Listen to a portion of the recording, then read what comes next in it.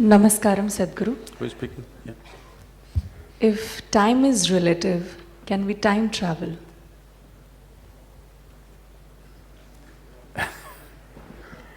So, you want to go into the past or the future. Isn't this the biggest problem in the world? People are time traveling within themselves. They're trying to live what happened 10 days ago, or they're trying to live what may happen day after tomorrow.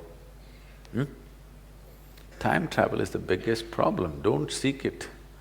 It's already a great problem. Now, that's not what you're asking.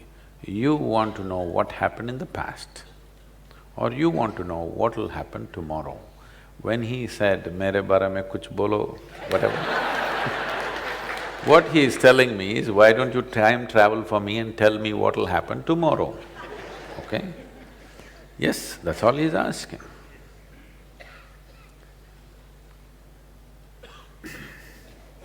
So I have to wear my astrological clothes.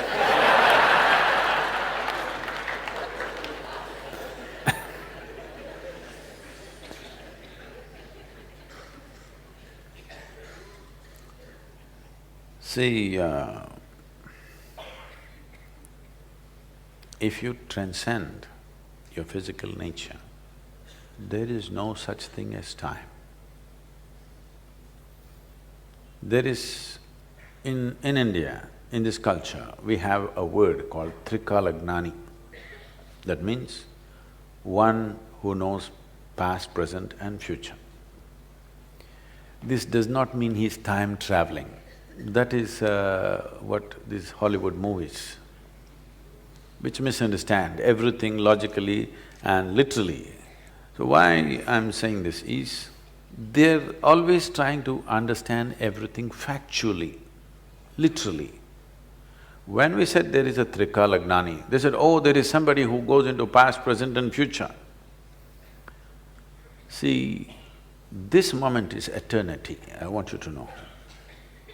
It's question of, are you living in the surface or do you have a profound experience of what's now? What you think is past, what you think is future, or what you think is now, is all one happening. They are not three different happenings. They are not three different dimensions or three different geographical spaces that you can go into and come back. When you use the word travel, it suggests movement, isn't it? I travel from point A to point B. I can't travel from point A to point A, point A to point A, point A to point A. I cannot travel unless I'm making rounds. So right now, when you say past, present and future, you're talking about triple A. You understand? It's AAA, it's not ABC. When we say time, in the yogic perception, which ultimately modern physics will come to someday, hopefully, is time is the basic aspect of creation. Because of time, there is gravity. Because of gravity, everything else. Right now, the problem with modern physics is, they have reasonably understood the other forces, they're unable to understand what's gravity. Gravity is a consequence of time. It's not the other way round. Because there is time, there is gravity. The word time itself may not conjure that image in your mind. The Sanskrit word is correct, it's kala.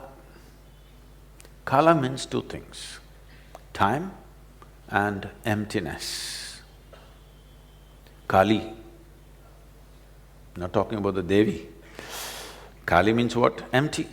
Kala means darkness, kala means time, and it also means emptiness.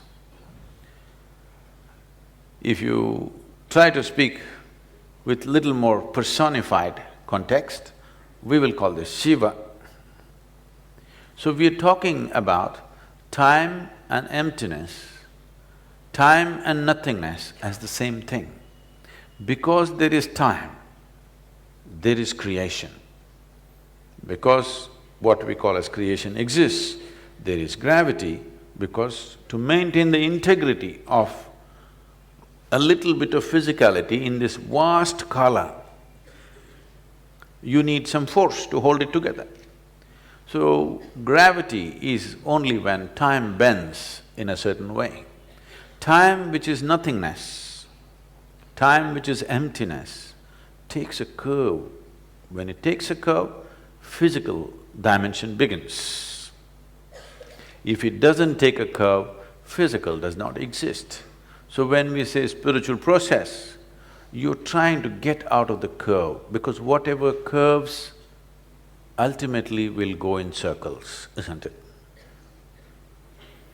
So because you experience time as a consequence of the curve that it took, you're understanding time as the spin of the planet, as the rotation of the moon and the sun and whatever else. But when we refer to kala, we are talking about time in a more fundamental way, that it is emptiness, it is nothingness, it is clear space is time. We are always… the modern concept is talking about time and space as two different things.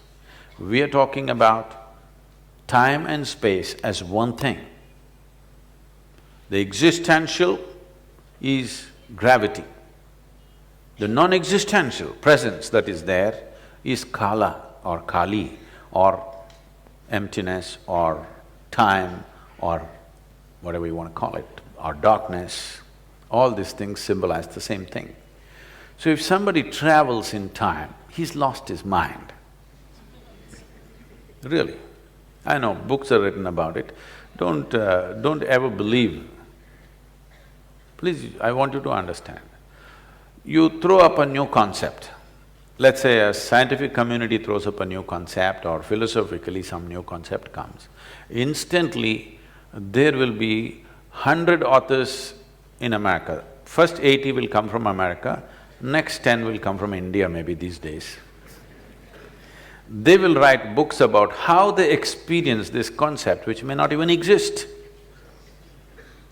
Powerful books will be written. And one generation will grow up on that and it will die.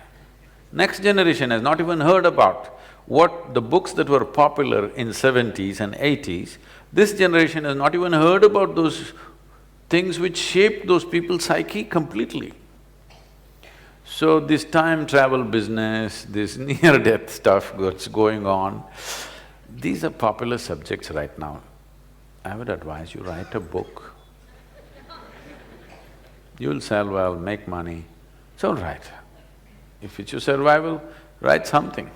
But if you're seeking, don't bullshit yourself into something and you'll get lost. Don't do time travel, because you cannot do time travel. Time as you know it only exists because of your physical nature.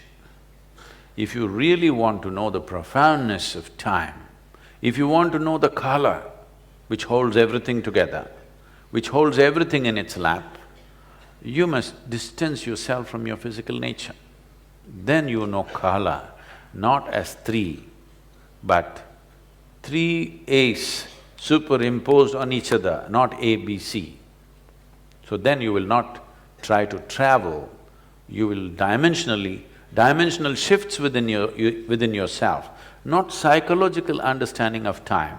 What happened yesterday is one time, what's happening now is another time, what may happen tomorrow is another time, not in that context. They are not three separate things. Actually, what happened yesterday, if you sit here and imagine all that, it'll all happen now, isn't it? Yes? What may happen tomorrow, if you sit here and if you have powerful enough imagination, it'll happen right now.